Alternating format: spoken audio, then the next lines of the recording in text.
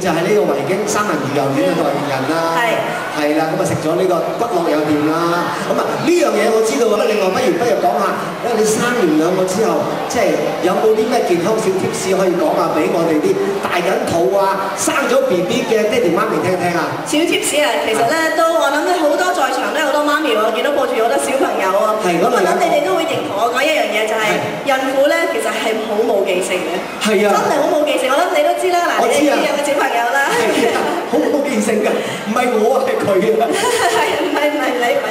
咁但係咧，其實咧，我發覺如果食多啲三文魚或者三文魚油，食有多啲 omega 3、DHA 啊，咁其實而家好多奶粉都會有呢啲嘢嘅。